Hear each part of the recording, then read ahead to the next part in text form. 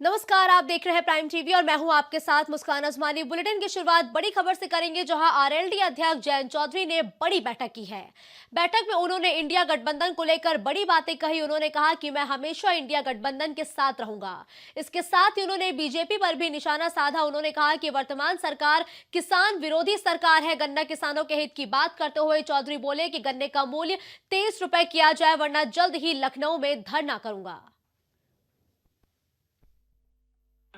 आपने मुझे अधिकृत किया है कि मैं सही उचित फैसला लूं। मैं आपको यही कहना चाहता हूं कि जिस तरीके से जो इंडिया का एक नाम दिया गया है विपक्षी दलों के एकता को, अग्रणी भूमिका लोकदल पहले भी निभाता आया है और आगे भी अंतिम परिणाम तक ले जाने तक हम उसमें घटक दल के नाते रहेंगे।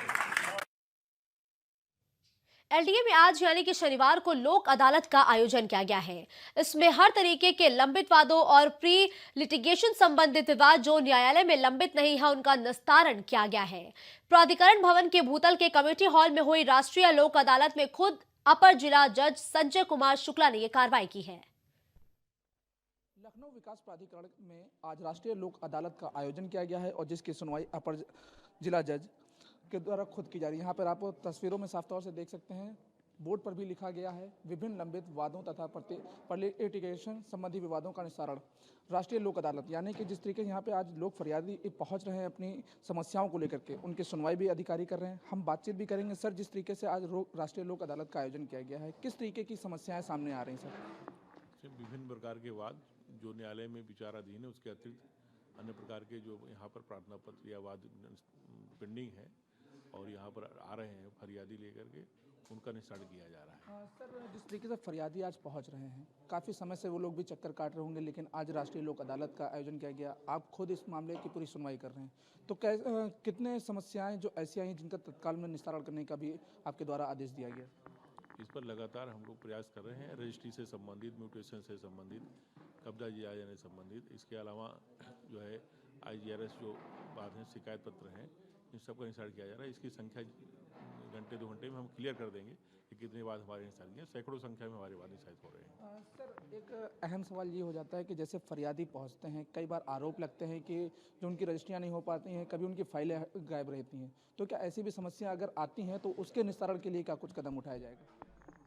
उसके लिए हमारे यहाँ वाइस चेयरमैन उपाध्यक्ष महोदय द्वारा यहाँ पर कैंप का आयोजन करवाया गया है और उस कैंप में रजिस्ट्रियाँ जो है प्रतिदिन हो रही हैं और उससे संबंधित जैसे किसी की रजिस्ट्री नहीं हो रही है, वो अपनी शिकायतें भी लेके आ रहे हैं, तो उनकी भी पत्रौलियाँ निकलवा करके उसकी तैयारी करा करके और उस पर रजिस्ट्री के कार्य किया जा रहा है। धन्यवाद सर बात करने के लिए। तो जिस तरीके से यहाँ पर एलडीए के भूतल पर राष्ट्रीय लोक अदालत का आयोजन किया गया था, यहाँ पे हम तस्वीरें भी आपको दिखाएंगे। तस्वीरों में साफ तौर से देखेंगे जो फरियादी हैं वो भी यहाँ पर अपनी समस्याओं को लेकर पहुँचे और अपर जिला जज के सामने अपनी समस्या रखी और उस समस्या के समाधान की बात की जाए तो उन समस्याओं के समाधान का भी पूरी तरीके से निस्तारण किया जा रहा है। वीडियो जर्नलिस्ट दीपक के साथ मोहम्मद कलीम, प्राइम टीवी, लखनऊ।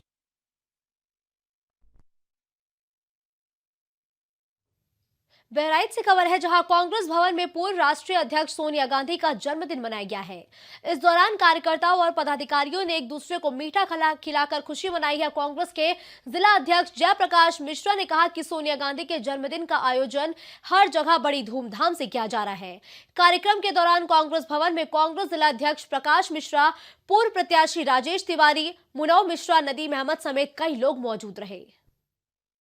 देखिए, आज हम सबकी नेता आदरणीय सोनिया गांधी जी का जन्मदिन था। हम समस्त कांग्रेस जन जगह जगह पर, ब्लॉकों में भी, शहर में भी, हर जगह जन्मदिन मना करके उनके दीर्घायु, उनके स्वस्थ रहने की कामना की गई और ईश्वर से ये प्रार्थना है सभी कांग्रेस जन की तरफ से कि वो स्वस्थ रहें और हम लोगों को उनका आशीर्वाद, उनका प्यार मिलता रहे, जिससे हम लोगों की ऊर्जा बरकरार रहे।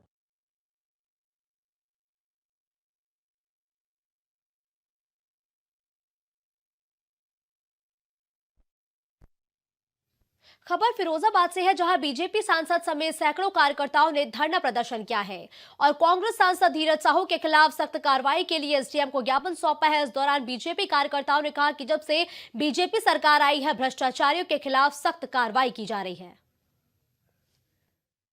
आज भारतीय जनता पार्टी फिरोजाबाद की ओर से महामहिम राष्ट्रपति महोदया को संबोधित एक ज्ञापन यहाँ दिया गया है, जिसमें मुख्यतः कांग्रेस पार्टी द्वारा पूर्व में किए गए भ्रष्टाचार संबंधी तथ्यों का उल्लेख करते हुए और वर्तमान में धीरज साहू जी के संबंध में उल्लेख करते हुए जांच के लिए और दंडात्मक कार्रवाई का अनुरोध किया गया है। तो उक्त ज्ञापन को हम लोग विधिवत माध्यम से संबंधित को पहुँचाने का करेंगे। अब खबर कानपुर से है, जहां 35 साल पुराने मुकदमे में कोर्ट ने 6 लोगों को रिहा कर दिया है। कोर्ट ने सभी आरोपियों को कड़ी चेतावनी देते हुए रिहा कर दिया है। साल 1998 में कानपुर के बजरिया थाना क्षेत्र में कुछ लोग आपस में लड़ाई कर रहे थे।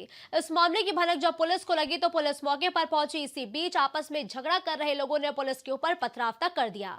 इसके बाद पुलिस ने इस मामले में कुल 6 लोगों पर पथराव और बलवा जैसे गंभीर मुकदमों में FIR लिख दी थी। वही 1988 में अब तक इन पर यह मुकदमा लगातार चलता आ रहा है, लेकिन 35 साल बाद इन लोगों ने जब अपना जुर्म को कबूल लिया है तो कोर्ट ने इन पर रहम दिखाते हुए इन्हें कड़ी चेतावनी देकर रिहा कर दिया है।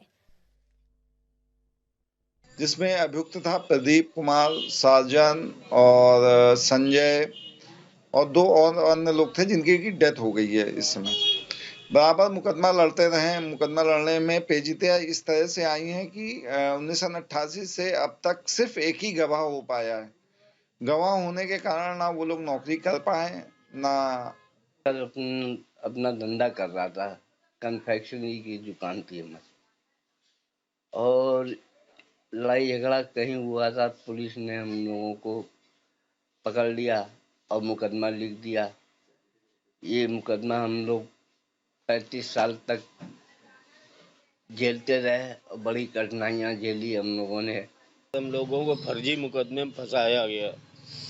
फर्जी मुकदमे में फंसाया गया और दूसरी बात ये कि हम लोग इसके बाद कुछ कर नहीं पाए और कम से कम हम 20 साल में हम करीब 7 अदालतें बदल चुकी तारीख लिए और हम लोग सब लोग परेशान रहे। हम लोगों का इतना पैसा भी लग गया। लगने के बाद अब 1988 में एक मुकदमा दर्ज होता है। मुकदमा बलवा और पुलिस पर पथराव का दर्ज होता है।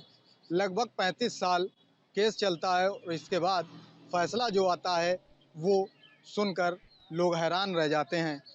फैसला आता है, आरोपी जो है अपना गुनाह भी कबूल कर लेते हैं। इसके बाद कोर्ट जो है दया दिखाते हुए उन्हें कड़ी चेतावनी देकर छोड़ देती है। अपने सहयोगी के साथ Deepak Yadav, prime TV Kanpur. Meerut police ने अंतर्राज्यीय वाहन चोर गैंग का खुलासा किया है। अंतर्राज्यीय वाहन चोर गैंग के 3 सदस्यों को पुलिस ने गिरफ्तार करते हुए जेल भेज दिया है। वही गैंग के कब्जे से चोरी की 5 मोटरसाइकिल, 2 स्कूटी बरामद हुई है और बताया जा रहा है कि ये चोर अलग अलग क्षेत्रों से चोरी कर वाहनों को बेच दिया करते थे।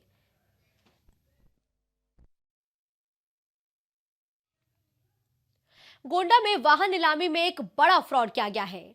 बता दें कि 29 वाहनों की नीलामी का आयोजन थाने में कराया गया था, जिसकी बोली 3 लाख से ऊपर लगाई गई थी। लेकिन बाद में मानकों के विपरीत नियमों को ताक पर रखकर सारा सामान 89,000 रुपए में ही बेच दिया गया।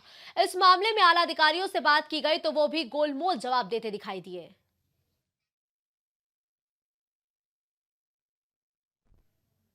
खबर गोंडा से है, जहां कई महीनों से चल रहे रास्ते के विवाद को लेकर दबंगों का एक वीडियो वायरल हुआ है, जिसमें लाठी डंडे से लैस दबंग युवक को धमकाते हुए नजर आ रहे हैं। इस दौरान पीड़ित ने पुलिस पर आरोप लगाते हुए कहा कि कई बार शिकायत करने के बाद भी पुलिस ने दबंगों पर कोई कार्रवाई नहीं की है।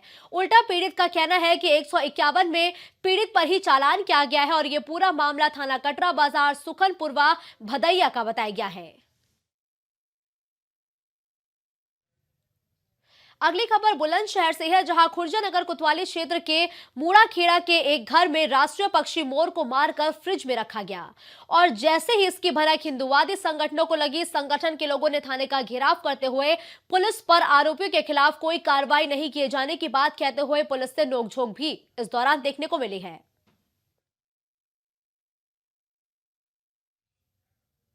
बदायूं से खबर है, जहां युवती के साथ दुष्कर्म की वारदात सामने आई है। बताया जा रहा है कि चारों आरोपी युवती को शाहजहांपुर से जबरन उठाकर ले गए थे और युवती ने थाने में 3 सगे भाइयों समेत 4 लोगों के खिलाफ तहरीर दी है। तहरीर के आधार पर पुलिस ने मुकदमा दर्ज कर अब जांच भी शुरू कर दी है। थाना उसामा के ग्राम रावतपुर से एक युवती ने थाने पे आके तहरीर दी है, जिसमें उसके द्वारा बताया गया है कि वो मूलतः कलान जनपद शाहजहांपुर की रहने वाली है और रावतपुर के रहने वाले एक व्यक्ति ने जबरदस्ती उसे बिना उसकी मर्जी से विवाह कर लिया है और उसके साथ गलत काम कर रहा है। उसकी तहरीर प्राप्त कर ली गई है। तहरीर के आधार पे 4 लोगों को नेम्ड मुलजिम बनाया गया है, जिसमें से 2 लोगों की गिरफ्तारी कर ली गई है और आगे की वैधानिक कार्रवाई की जा रही है। डायल 112 पुलिस का शराब के प्रति कर्तव्य निष्ठा का एक वीडियो वायरल हुआ है, जहां शराब के ठेके से पहले शराब फिर नाश्ते के साथ महफिल सजाते डायल 112 के पुलिसकर्मी नजर आए हैं। ये जो तस्वीर आप इस वक्त प्राइम टीवी पर देख रहे हैं, ये सदर कोतवाली क्षेत्र के कानपुर रोड स्थित ठेके की है, जहां डायल 112 के जो पुलिसकर्मी हैं वो शराब के ठेके पर महफिल सजाते हुए नजर आ रहे हैं। ये वही पुलिसकर्मी है जिन पर लोगों की सुरक्षा का जिम्मा सौंपा गया है, लेकिन ये सुरक्षा तो दूर, खुद ही शराब के नशे में चूर नजर आ रहे हैं।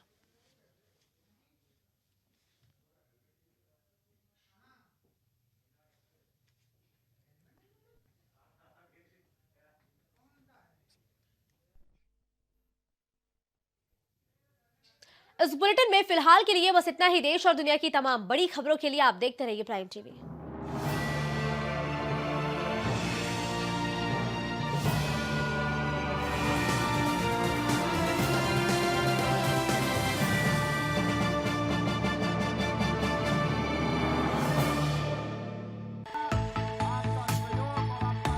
कुछ भाव पुष्प।